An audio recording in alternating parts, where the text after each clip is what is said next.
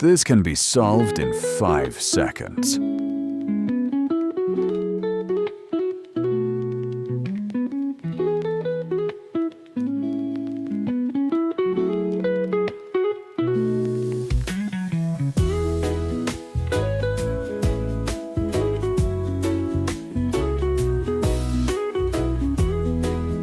More calculus tricks in my 100 calculus problems PDF. Link in the description.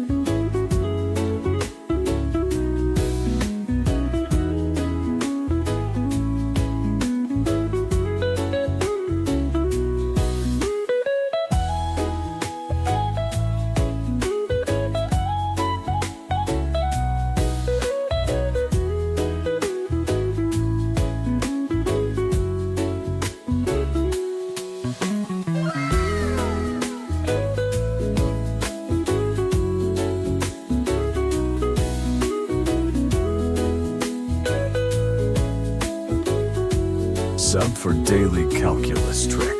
Grab my PDF in the description.